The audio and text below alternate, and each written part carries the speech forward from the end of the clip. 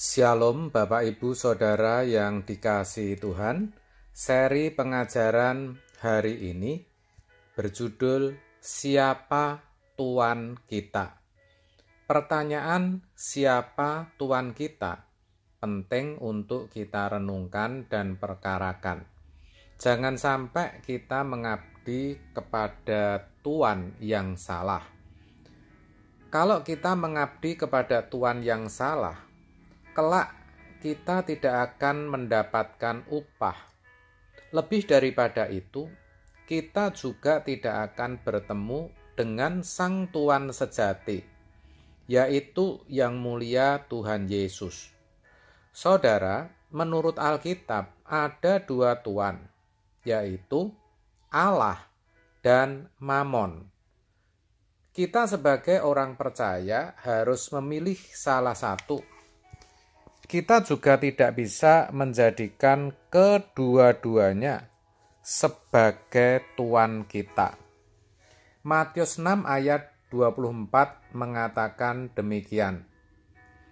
Tak seorang pun dapat mengabdi kepada dua tuan, karena jika demikian, ia akan membenci yang seorang dan mengasihi yang lain, atau ia akan setia kepada yang seorang dan tidak mengindahkan yang lain.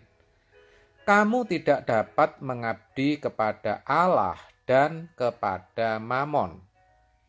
Allah adalah Tuan yang menyediakan hidup kekal, sedangkan Mamon yang adalah harta atau menggambarkan hal-hal yang duniawi akan membawa kita kepada kematian kekal. Dikatakan dalam ayat di atas, kita tidak bisa mengabdi kepada dua tuan. Itu berarti ketika kita mengabdikan diri kepada Allah, kita harus meninggalkan mamon atau dunia. Itu resikonya, saudara. Sebaliknya, ketika kita menjadikan mamon atau dunia sebagai tuan kita tidak mungkin bisa mengabdikan diri kepada Allah. Kalaupun kita merasa bisa, itu pun tidak mungkin sepenuhnya, saudara. Ini bukan hal yang mudah, mengingat kita masih hidup di dunia. Kita masih mengenakan tubuh daging dan membutuhkan dunia atau mamon untuk hidup. Itu tidak bisa disangkal, saudara. Tuhan pun sebenarnya mengerti akan hal ini dan tidak pernah melarang kita berteman dengan dunia atau mamon.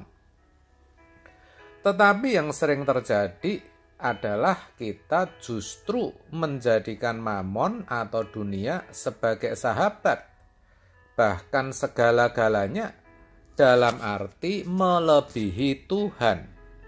Kita terpikat, kita terikat, dan akhirnya terbelenggu olehnya dan tidak bisa lepas lagi. Kita bisa melihat orang-orang yang seperti ini, saudara. Tidak sulit untuk menemukan. Padahal Tuhan sudah mengingatkan dan berkata, Lukas 16 ayat 19, dan aku berkata kepadamu, ikatlah persahabatan dengan mempergunakan mamon yang tidak jujur, supaya jika mamon itu tidak dapat menolong lagi, kamu diterima di dalam kemah abadi. Dikatakan ikatlah persahabatan. Dalam ayat di atas, maksudnya ikatlah atau jalinlah persahabatan dengan Allah, yaitu Sang Tuan yang benar itu, dengan menggunakan mamon yang tidak jujur.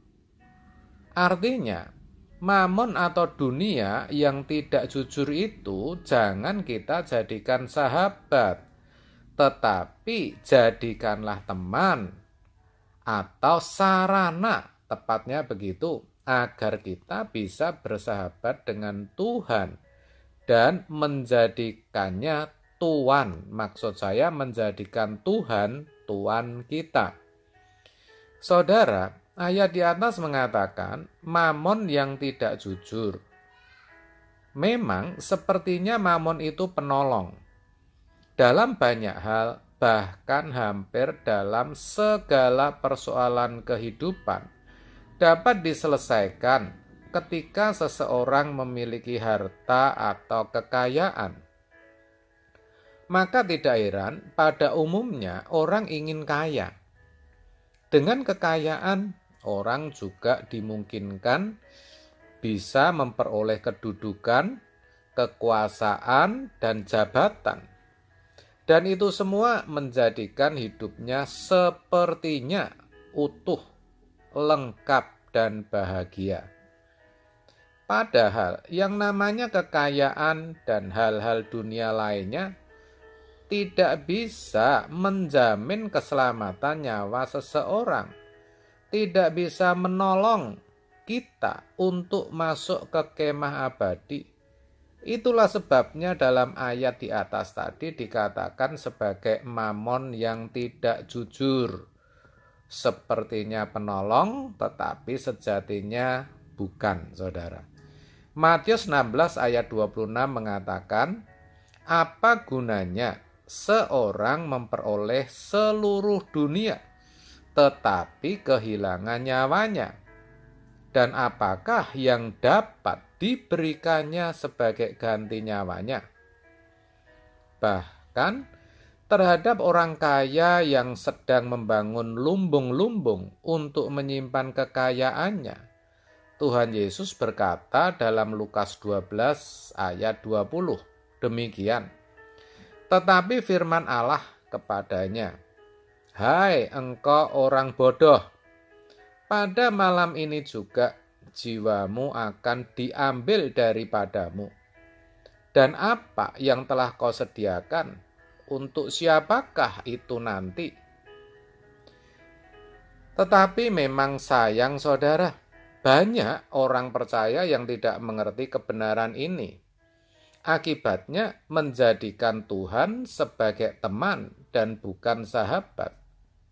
Ciri orang Kristen seperti ini adalah kalau datang kepada Tuhan, maunya memanfaatkannya agar bisa memperoleh berkat-berkat, mengalami kuasa dan mujizatnya, supaya ia bisa bersahabat dengan dunia, supaya bisa menikmati segala keindahan dunia. Nah, orang Kristen seperti ini namanya orang Kristen yang oportunis, saudara.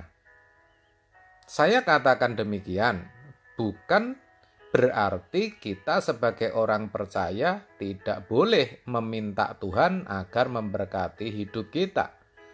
Tentu sangat boleh. Tetapi motivasi kita dalam meminta berkat hanya semata-mata agar kita bisa lebih efektif dalam mengabdi kepadanya, begitu. Tidak menjadikan diri kita beban bagi orang lain dan bisa melebarkan kerajaan Allah melalui berkat-berkat yang ada pada kita. Begitu saudara. Dengan demikian, Tuhan kita adalah Tuhan, bukan mamon. Jadi akhirnya, siapa yang menjadi Tuhan dalam hidup saudara? Allah atau mamon? Saudara sendiri yang tahu. Saya tidak tahu saudara, dan saya juga tidak mau menghakimi. Yang pasti jangan sampai salah, supaya kelak saudara tidak menyesal. Amin. Tuhan Yesus memberkati.